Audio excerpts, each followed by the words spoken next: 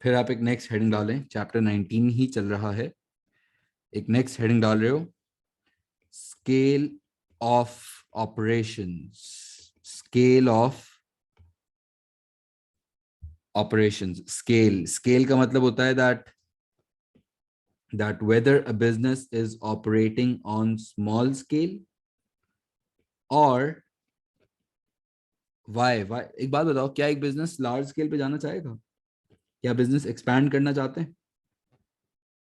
मतलब going from small scale to large scale, definitely ना, every business wants to grow and not every business, काफी सारे businesses शायद they might not want to grow, there are reasons, but majority businesses will want to grow, yes, and they will want to grow due to a lot of reasons, definitely बहुत सारे reasons होते हैं कि जब आप expand करते हो, जब आप grow करते हो, तो आपका brand name बड़ा अच्छा हो जाता है, ये improve हो जाता है, और मार्केट में रेपुटेशन आपकी अच्छी होती है, कस्टमर कॉन्फिडेंस बेहतर हो जाता है, क्योंकि जब आप जाहिर है बड़े हो जाते हो, जब आप कोई बड़े बिजनेस से आप भी कोई चीज़ खरीदते हो अगर बड़ी जगह से, तो you are much more confident ना कि यार यहाँ से ले रहे हो तो, नाइकी से कोई बंदा अगर शॉपिंग कर रहा है, शूज ले रहा है, तो मतलब कॉन्फिडेंस का तो कोई सवाल ही नहीं है ना, उसको पता है कि वो चीज़ अच्छी होगी, क्योंकि वो साइकोलॉजिकली जब एक बिजनेस इतने बड़े स्केल पे चला जाता है, तो फिर कस्टमर का कॉन्फिडेंस खुद ब खुद बढ़ना शुरू हो जाता है, और वो कॉन्फिडेंस आपको बहुत फायदे दे रहा होता है।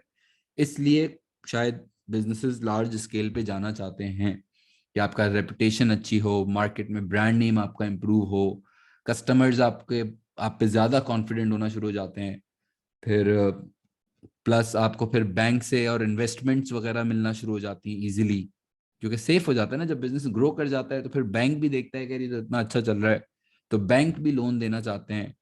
ठीक है, और यस, और बहुत सारे और भी रीजंस होते हैं, या बहुत सारे और भी कॉस्ट बेनिफिट्स होते हैं, और उन्हीं बेनिफिट्स में से एक बेनिफिट होता है जिसको कहते हैं economies of scale. Economies of scale is one of the, बल्कि चलो लिख लेते हैं इकोनॉमीज ऑफ स्केल की definition. This is when,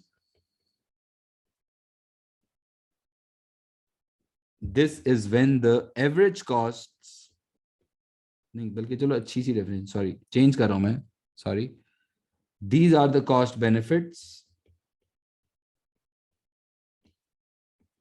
these are the cost benefits that a large scale business, these are the cost benefits that a large scale business may enjoy. These are the cost benefits that a large scale business may enjoy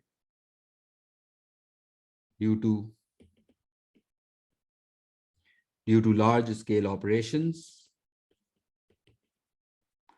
due to large scale operations, and from these benefits, yeah, and these benefits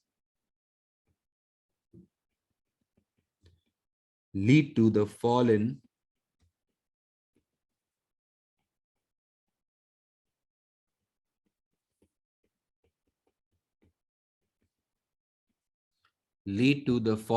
average cost of production. These are the cost benefits that a large scale business may enjoy. अभी समझा रहा हूं ये वैसे, due to large scale operations, and these benefits lead to the fall in average cost of production. Average cost of production, average cost क्या होता है? Average cost का मतलब होता है per unit. Average cost का मतलब होता है, average cost समझने के लिए जो बेस्ट एग्जांपल वो ये है कि यूं वो समझो कि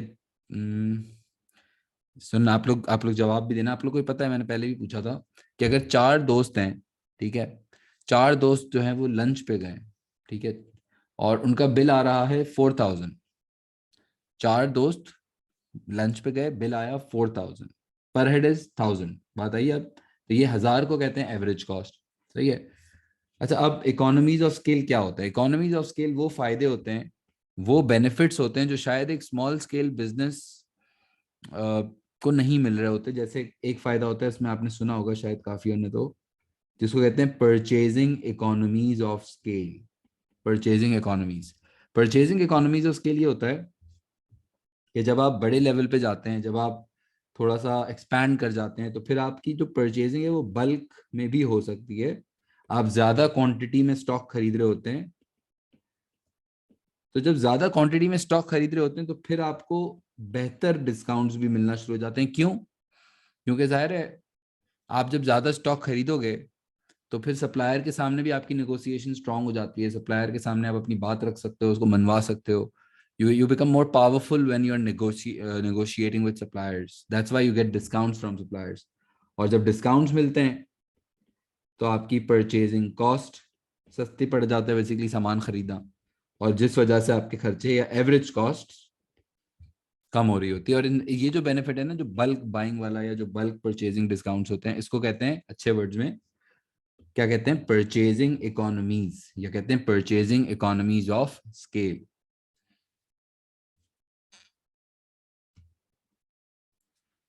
अच्छा, इसमें एक और बात मैं आपको बताता हूँ कि देखो, इसकी एक छोटी सी स्टोरी सुन लो आप लोग, ताकि आपको कॉन्सेप्ट बिल्कुल क्लियर हो इसमें। क्योंकि काफी बच्चे वैसे तो रट्टा लगा लेते हैं और काफी हद तक लोगों को समझ भी आ जाता है, लेकिन इसमें ना एक गलती हो जाती है अक्सर स्टूडेंट से। जब इकोनॉमीज के ऊपर सवाल आता है, जब इकोनॉमीज का क्वेश्चन आता है ना, तो बच्चे टेक्निकल एक एरर करते हैं। वो एरर समझने के लिए ये जरूरी है कि आप ये स्टोरी सुनो, और फिर नहीं समझ आए तो आप मुझे रोक के पूछें सवाल, मसला नहीं है। जैसे अब ये मिस्टर ए हैं, सही है, और ये बिजनेस करते हैं टी शर्ट्स का ही बिजनेस, ठीक है। एक सेम एग्जांपल से ला लेते हैं, समझ आ जाएगा। टी शर्ट्स का बिजनेस करते हैं, ठीक है। अच्छा, वो अभी जो है ना, सिंपल छोटे छोटे नंबर ले रहा हूँ, अभी वो कितने टी शर्ट्स खरीदते हैं? ही purchases 10 T shirts and each T shirt cost him 1000 rupees. जब वो खरीदता है ना, तो 1000 रुपए की एक टी शर्ट पड़ती है इसको, सही है। तो टोटल इसका बिल कितना बन जाता है? 10,000, ठीक है। यानी कि ये जेब से 10,000 रुपये निकालता है, अपने सप्लायर को देता है, और 10 टी शर्ट खरीद के आ जाता है। कितने की सेल करता होगा ये? क्या 1000 रुपए की बेचता होगा? नहीं, ऑब्वियसली महंगी बेचेगा, है ना, क्योंकि प्रॉफिट भी करना है। तो इसकी जो सेलिंग प्राइस है ना, सेलिंग प्राइस वो इसने रखी हुई है 1600। कितनी सेलिंग प्राइस रखी हुई है? 1600। कितना प्रॉफिट होता है पर टी शर्ट? 1000 रुपए की कॉस्ट है, और प्रॉफिट कितना होता है इसको पर टी शर्ट? 600, राइट। 600 कमा रहा है ये पर टी शर्ट, हाँ, पर टी शर्ट। अच्छा, फिर इसको है ना, इसका एक दोस्त है मिस्टर बी। मिस्टर बी ने मिस्टर ए को बताया कि यार ये सीन है कि अगर आप ज्यादा क्वांटिटी में स्टॉक खरीदोगे ना, इसने बोला कि आप अभी सिर्फ 10 टी शर्ट्स खरीदते हो, आप ज्यादा क्वांटिटी में टी शर्ट्स खरीदोगे तो आप है ना बेहतर नेगोशिएट कर सकते हो, और आपके खर्चे कंट्रोल होंगे, आप डिस्काउंट मतलब नेगोशिएट कर सकते हैं बेहतर। तो उसने बोला क्या करूं? उसने बोला आप एक काम करो, ज्यादा क्वांटिटी में टी शर्ट्स खरीदो, ठीक है। उसने जब ज्यादा क्वांटिटी में टी शर्ट खरीदने की बात की, तो फिर सप्लायर से उसने डिस्काउंट भी लिया, और डिस्काउंट लेने के बाद अब उसको कितने की पड़ी है टी शर्ट? 800 रुपए की, ठीक है। सप्लायर ने उसको डिस्काउंट दिया, और अब इसको ये टी शर्ट पड़ी है 800 रुपए की। और फिर इसका बिल बन गया, इसने पैसे दिए, और कितने टी शर्ट्स लेकर आ गया दुकान पे? कितने T shirts now he has bot? 100 T shirts now. अब मुझे बताओ, इसके जो खर्चे हैं, इसके जो एक्सपेंसेस हैं, वो बढ़ रहे हैं या कम हो रहे हैं? सवाल मेरा ये है कि इसने ये जो एक्सपैंड किया या जो भी बड़े स्केल पे जाने की कोशिश की, तो एक्सपेंसेस बढ़ रहे हैं कम हो रहे हैं? मेरे हिसाब से तो बढ़ रहे हैं, क्योंकि पहले तो ये 10,000 रुपए का बिल बनता था, और अब 80,000 का बिल बनता है। और mister A was like, mister B से पूछ रहे थे कि यार आप तो बोल रहे हो खर्चे कम हो जाएंगे, मतलब यस द पॉइंट इज कि मिस्टर बी ने बोला नहीं, आप गलत समझे हो, ये टोटल कॉस्ट तो जाहिर है ना बढ़ेगी यार, टोटल तो खर्चा आपका ज्यादा ही होगा ना। हाँ, आप ज्यादा पहले 10,000 रुपये जेब से खर्च करते थे, अब आप 80,000 स्पेंड कर रहे हो, टोटल कॉस्ट तो डेफिनेटली बढ़ जाएगी। जाहिर है बड़े स्केल पे आप जाओगे तो आपको ज्यादा पैसे देने पड़ेंगे ना। वेयर हाउस भी फिर ज्यादा चाहिए होगा, बड़ा दुकान में जगह भी ज्यादा चाहिए होगी, ट्रांसपोर्टेशन भी आपको ज्यादा करनी होगी, तो खर्चे तो टोटल कॉस्ट बढ़ेगी। लेकिन हाँ, आपको पर यूनिट जिसको कहते हैं एवरेज, एवरेज कॉस्ट में आपको सेविंग मिलेगी डेफिनेटली। और पहले अगर आप 600 रुपए कमाते थे करंट अपनी प्राइस के हिसाब से, अब आप 800 रुपए कमाओगे, ज्यादा पर यूनिट ज्यादा कमाओगे, और पर यूनिट आपका खर्चा कम होगा, टोटल नहीं। फिर हाँ, जब आप सारे यूनिट्स बेच दोगे तो फिर आपको प्रॉफिट भी ओवरऑल बहुत ज्यादा होगा। लेकिन हम ये नहीं लिख सकते कि कॉस्ट कम हो जाती है। हाँ, एवरेज कॉस्ट कम हो जाती है, ये बात याद रखना। यानी कि कभी भी आप इकोनॉमीज ऑफ स्केल समझा रहे होगे, तो इकोनॉमीज ऑफ स्केल का कॉन्सेप्ट ये है कि एवरेज कॉस्ट कैसे कम होगी। It's not about expenses, it's about average cost, it's about per unit cost. समझ आया? तो ये वाली गलती मत करना, ये माइंड से निकाल दो कि जब आप बड़े स्केल पे जाते हो तो कॉस्ट का, एवरेज कॉस्ट का वर्ड यूज करना है कि एवरेज कॉस्ट में आपको कंट्रोल सेविंग्स मिलती है। डेफिनेटली टोटल प्रॉफिट भी ज्यादा होगा, लेकिन वो तब तब जब सब बिक जाएगा। समझ आ रहा है? आई थिंक डिफरेंस आपको क्लियर हो गया ना कि मैं क्या कहना चाह रहा हूँ।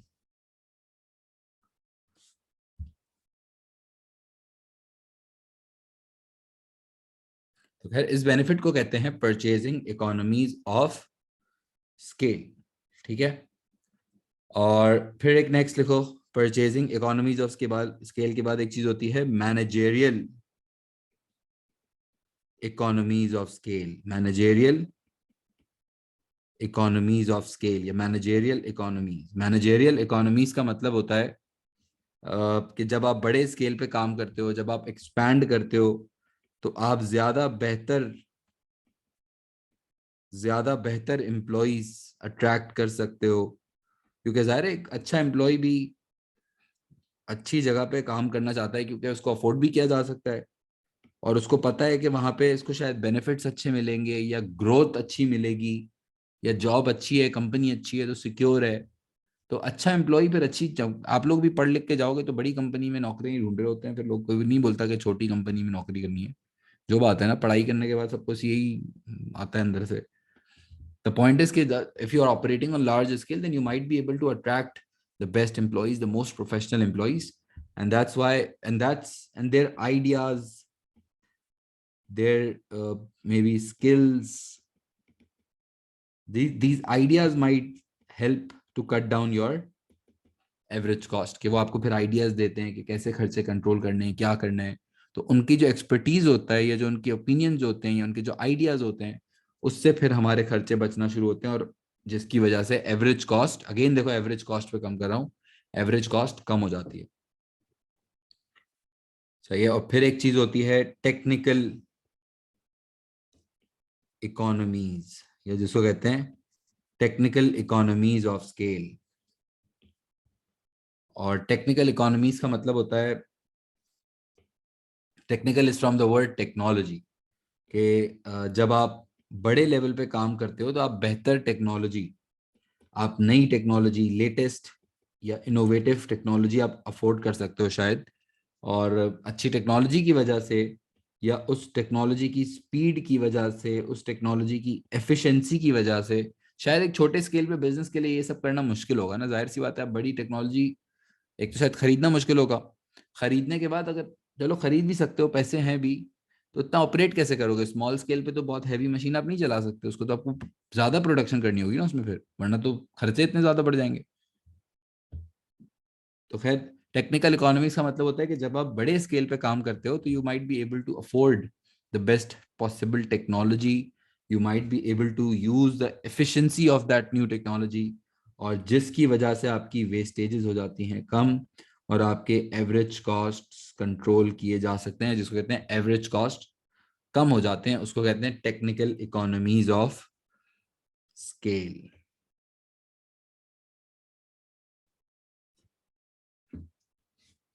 फिर एक चीज होती है जिसको कहते हैं financial economies of scale. Financial economies of scale, financial economies का मतलब होता है कि जब आप बड़े स्केल पे काम करते हो तो फिर जाहिर है बैंक्स भी आपको बहुत ज्यादा इजीली शायद लोन दे रहे होते हैं, या बैंक खुद ही विलिंग होते हैं यार।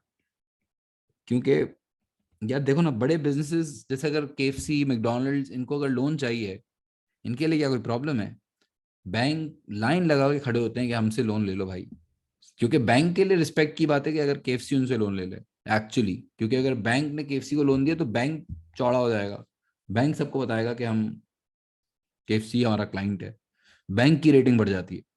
समझ आ रहा है? यानी कि फिर आप जब बड़े स्केल पे जाते हैं, जब आप एक्सपैंड करते हैं, तो फिर आपके पास अच्छे अच्छे इन्वेस्टर्स आना चाहते हैं, अच्छे बैंक्स आना चाहते हैं कि हमसे आप सर्विसेज लें, क्योंकि वो तो बहुत, बैंक्स के लिए तो अट्रैक्टिव क्लाइंट हो जाते हैं ना फिर। Banks are much more willing to lend because it's less risky, na? It's less risky to give loans to such large businesses. Discount on interests. Interest भी आपको शायद कम चार्ज कर रहे होते हैं नॉर्मल मार्केट रेट से, फिर क्योंकि आप सोचो ना, अगर मैकडोनल्ड्स को लोन चाहिए तो पूरे मुल्क या पूरी दुनिया के बैंक मैकडोनल्ड्स को लोन देना चाहते हैं, तो फिर आप खुद भी इंटरेस्ट रेट ऑफर कम करते हो कि हमसे आप कम रेट पे ले लें, डिस्काउंटेड रेट पे ले लें मे बी। समझ आ रहा है? और उसकी वजह से जब आपकी इंटरेस्ट एक्सपेंस बचते हैं, जब आपकी कॉस्ट कम हो जाती है, तो आपकी फिर अगेन एवरेज कॉस्ट कंट्रोल होना शुरू हो जाती है। समझ आ रहा है? सो कहते हैं financial economies of scale.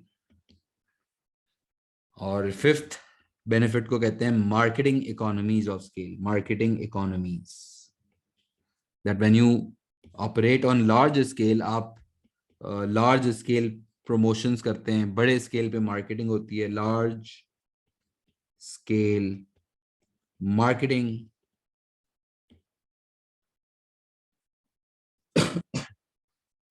Marketing में ये कि जब आप बहुत बड़े स्केल पे, जैसे जिसमें डिस्ट्रीब्यूशंस होती हैं या एडवर्टीजमेंट्स होती हैं, जब आप बड़े स्केल पे करते हो तो आपकी कॉस्ट्स, यूं लिख लो कि marketing costs are divided over a larger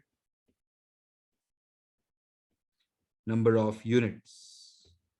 कि आप जब कोई बड़े लेवल पे मार्केटिंग करते हो या आप बड़े स्केल पे आ जाते हो, तो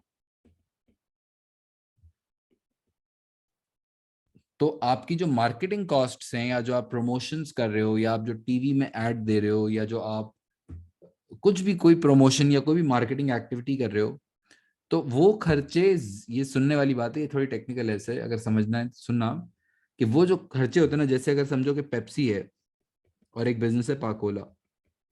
कौन सा बिजनेस बड़े स्केल पे काम कर रहा है, पेप्सी या Pakola? Which is a larger scale business, Pepsi और पाकोला? पेप्सी, ऑब्वियसली पेप्सी बहुत बड़े स्केल पे है। अगर पाकोला की प्रोडक्शन होगी 10,000 बॉटल्स, लेट्स से, ऐसे ही बहुत छोटा नंबर ले रहा हूँ, तो डेफिनेटली पेप्सी की बहुत ज्यादा होगी, शायद 1 मिलियन, इससे भी कोई ज्यादा प्रोपोर्शनेट बड़ा होगा पेप्सी। तो अब लेट्स से दोनों ने जो है वो क्या किया, 10 स्पोर्ट्स पे ऐड दिया। पाकिस्तान इंडिया का मैच चल रहा था, उसके बीच में ऐड दिया दोनों ने। लेट्स से दोनों का बिल आया 1 लाख रुपए, 1 मिनट का ऐड दिया, 1 लाख रुपए का बिल आ गया। अब ये जो पेप्सी ने पैसे दिए हैं, अगर दोनों ने दिए, दोनों ने ऐड चलाया 1-1 मिनट का, दोनों ने बिल पे किया, लेकिन पेप्सी जो है ये कॉस्ट कितने यूनिट से कवर करेगा? 1 मिलियन यूनिट से। यानी कि this marketing cost will be divided over 1 million units. और अगर पाकोला भी ऐड दे रहा है, सेम वही, समझो कि मिनट भी वही चल रहा है टीवी, लेकिन क्योंकि प्रोडक्शन कम है, तो अब आपको ये जो मार्केटिंग कॉस्ट है ये आपको कम, क्योंकि आप सोचो ना पर यूनिट कॉस्ट कैसे आएगी, पर यूनिट कॉस्ट निकाल सकते हैं। जो अगर आप 1 लाख का बिल है और आप 1 मिलियन यूनिट बना रहे हो, तो पर यूनिट तो आपको पता ही नहीं चलेगा, 0.01 पर यूनिट। देन अब हाँ, पाकोला के लिए मसला होगा ना, क्योंकि पाकोला ने 1 लाख रुपए का बिल दिया,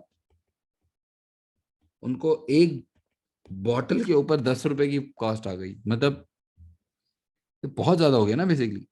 यानी कि मसला पैसों का नहीं है, मसला ये कि क्योंकि आपकी प्रोडक्शन कम है पाकोला की, तो वो अपना कोई भी मार्केटिंग कॉस्ट पे करते हैं, डिस्ट्रीब्यूशन, एडवर्टाइजमेंट, तो उनके पास जैसे, क्योंकि प्रोडक्शन नहीं है, तो प्रोडक्शन पे आप जब डिवाइड, जैसे अगर पेप्सी ने शायद अफरीदी को बुला लिया कि यार हमारा ऐड पे आ जाओ, बुला तो पाकोला भी सकता है, लेकिन होगा ये कि जो अफरीदी की कॉस्ट है ना, जब पेप्सी अपने आउटपुट पे डिवाइड करेगा तो इतना पता नहीं चलेगा। लेकिन अगर अफरीदी पाकोला ने बुला लिया ना, तो उनकी तो प्रोडक्शन इतनी सी है, खर्चा इतना ज्यादा पड़ जाएगा। समझ आ रहा है? अब ये जो बेनिफिट्स हैं इसको कहते हैं marketing economies of scale, that when you are operating on large scale, आपकी जो मार्केटिंग कॉस्ट्स होती हैं वो वो ज्यादा यूनिट्स पे आप स्प्रेड कर सकते हो। और अगर आप ये कॉन्सेप्ट समझ गए ना, देखो कि मैं हर चीज को, हर इकोनॉमी को एवरेज कॉस्ट से लिंक कर रहा हूँ। और ये बहुत जरूरी है कि जब आप इकोनॉमीज ऑफ स्केल समझा रहे हो तो आप भी एवरेज कॉस्ट तक कनेक्ट करो किसी तरह। You have to prove that how this benefit will lead to the fall in average costs. You have to prove that. Getting my point? समझ आ रहा है?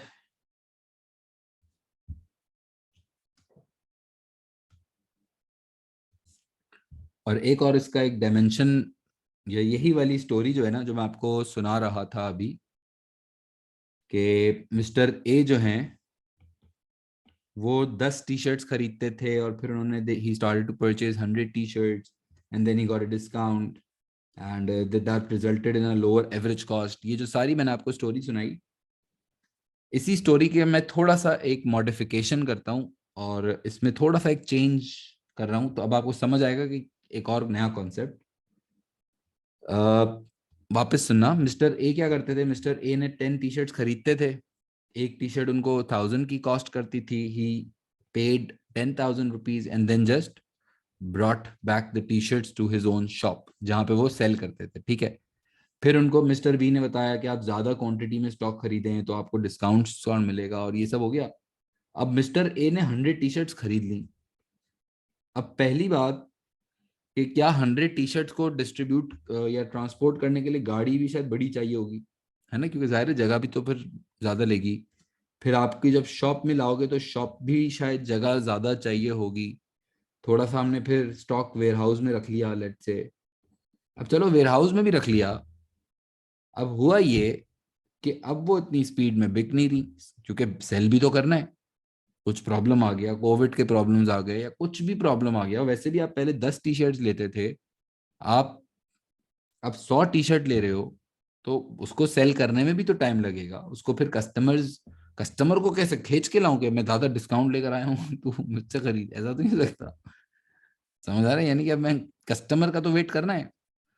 सिर्फ ज्यादा क्वांटिटी खरीदने से क्या होगा? द पॉइंट इज, अब उसने जज्बात में आ गया, वो उसने 100 टी शर्ट खरीद ली, ठीक है। Now he was stuck basically कि अब यार उसको समझ नहीं आ रहा कि मैं बेचूं कैसे, इतनी स्लो सेल हो रही है। अब कुछ टी शर्ट जो है वो पड़े पड़े थोड़ी सी खराब होना शुरू हो गई लेट से, या उसकी जो कलर था या जो फैशन थोड़ा सा चेंज हो रहा था, तो वो टी शर्ट से ना खराब होना शुरू हो गई, यूं समझ लो। चलो कुछ प्रॉब्लम आ गया, या वेयर हाउस में पड़ी हुई थी, या टाइम पे हम चीज मैनेज नहीं कर सके। वेयर हाउस मैनेजर जो था हमारा, वो हमें कह भी रहा था कि यार टी शर्ट खराब हो रही है, खराब हो रही है, आप निकालो इसको भाई, सेल वेल लगाओ, जान छुड़ाओ।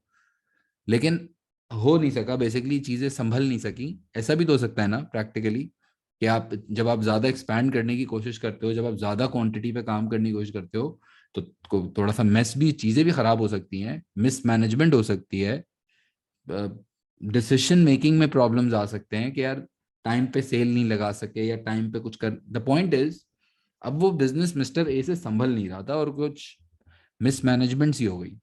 और उस मिसमैनेजमेंट में इन 100 टी शर्ट्स में से 40 टी शर्ट्स हो गई खराब। 40 टी शर्ट्स हो गई खराब, और अब बची हैं कितनी T shirts? 60 T shirts let's say. अब जब टी शर्ट्स हो गई खराब, तो ये तो नुकसान हुआ ना, अभी नुकसान भी हुआ। और पैसे कितने दिए थे हमने? We paid 80,000 for 100 T shirts, but now out of those 100 T shirts 40 तो खराब हो गई, तो अब बची है 60। तो मैं ये भी कह सकता हूं कि 60 टी शर्ट जो खरीदी आपने, अब वैसे तो 100 खरीदी थी, लेकिन अब 60 टी शर्ट बची हैं। आपने उस 60 टी शर्ट्स के 80,000 रुपीज दिए। 80,000, है ना? यानी कि you have paid 80,000 for 60 T shirts on average. वैसे तो 100 टी शर्ट्स खरीदी थी, लेकिन अब क्यों खराब हो गई, ये डैमेज हो गई। तो मैं ये भी कह सकता हूं कि इसको एक शर्ट पता है कितने की कॉस्ट कर गई इफेक्टिवली? 80,000 divided by 60, 1333। जहां पे वो अपनी एवरेज कॉस्ट कम करने के लिए मेहनत कर रहा था, जहां पे वो इकोनॉमीज के या इकोनॉमीज ऑफ स्केल के बेनिफिट्स इंजॉय करने की कोशिश कर रहा था, पता चला एवरेज कॉस्ट कम होने के बजाय बढ़ गई। ये भी तो प्रैक्टिकल प्रॉब्लम्स हो सकते हैं ना, और ये प्रॉब्लम को कहते हैं diseconomies of scale. Diseconomies of scale के जब आप एक्सपैंड करो और आप एक्सपेंशन इतनी कर लो कि अब आपसे चीजें ना संभल सक रही हो, या आपके खर्चे आउट ऑफ कंट्रोल हो रहे हो, या आपके कम्युनिकेशन स्लो हो जाए, एम्प्लॉयज थोड़ा सा डीमोटिवेट हो जाएं, या वो लेस इंपॉर्टेंट फील करना शुरू कर दें, तो आपकी एवरेज कॉस्ट कम होने के बजाय बढ़ भी सकती है। और अगर वो बढ़ गई तो उस प्रॉब्लम को कहते हैं diseconomies of scale. And it's a big major major problem obviously, क्योंकि अब बिजनेस को ये बात अच्छी नहीं लगेगी कि जहां पे आप खर्चे बचाने की बातें कर रहे थे, अब आपसे जेब से ज्यादा, क्योंकि कंट्रोल नहीं हो सका। मे बी जरूरी नहीं है कि हर बिजनेस डिस इकोनॉमीज फेस करे, लेकिन आपको फिर उसके लिए अच्छे मैनेजर्स रखने चाहिए, और आपको शुरू से थोड़ा कंट्रोल्ड ग्रोथ करनी चाहिए। अचानक से एक्सपेंशन या ओवर एक्सपेंशन जो है ना, वो भी अच्छी नहीं होती है। थोड़ा आप ग्रेजुअल चलो, थोड़ा आप संभल संभल के चलो, step by step, slow and then make it stronger and firm. Maybe that's a solution. If you are just expanding too rapidly, if you are just expanding जरूरत से ज्यादा, तो फिर आपके लिए ये प्रॉब्लम्स आना भी शुरू हो सकते हैं, जिसको कहते हैं डिस इकोनॉमीज ऑफ स्केल। सही है। और अगर एग्जाम में पूछता है कि यार स्केल ऑफ ऑपरेशंस क्या होता है, तो this is basically that whether a business is operating on small scale and large scale. और जब आप एक्सपैंड करते हो, जब आप अपना स्केल ऑफ ऑपरेशंस ग्रो करते हो, तो फिर आपको कुछ कॉस्ट बेनिफिट्स होते हैं, और उन कॉस्ट बेनिफिट्स को हम कहते हैं economies of scale. And there are 5 main benefits, there are 5 main economies, जिसमें purchasing economies, managerial economies, technical economies, financial economies and marketing economies of scale. ठीक है। और अगर आप बहुत एक्सपैंड कर जाओ, और इतना एक्सपैंड कर जाओ कि may be beyond a certain size, and if you're not able to control your growth, तो फिर उस मिसमैनेजमेंट की वजह से, वेस्टेजेस की वजह से, आपकी एवरेज कॉस्ट अगर बढ़ना शुरू हो जाए, कम होने के बजाय रिवर्स मारे वो और बढ़ना शुरू हो जाए, तो उस प्रॉब्लम को कहते हैं डिसइकोनॉमीज ऑफ स्केल। और डिसइकोनॉमीज ऑफ स्केल के बहुत सारे रीजंस हो सकते हैं, जैसे कि आपकी कम्युनिकेशन में थोड़े से प्रॉब्लम आ गए हैं टाइम पे, जैसे वेयर हाउस मैनेजर कह रहा था ना कि यार ये खत्म करो यार, बेचो ये वो। कम्युनिकेशन स्लो हो जाती है, डिसीजन मेकिंग अगर आपकी स्लो हो जाती है, या गलतियां हो जाती हैं, या एम्प्लॉयज अगर डीमोटिवेटेड फील करना शुरू कर देते हैं, वो ये फील करते हैं यार इतने एक्सपैंड कर गए, हमारी कोई वैल्यू नहीं है, कुछ सुनता ही नहीं है ये वाली फीलिंग्स होती हैं।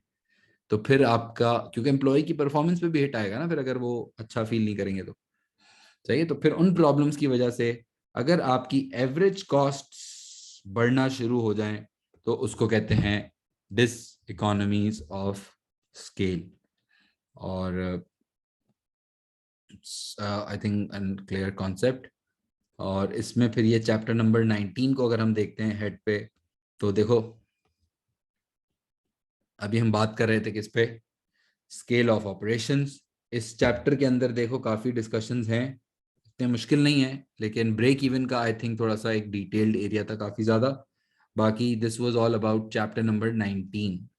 Chapter number 19।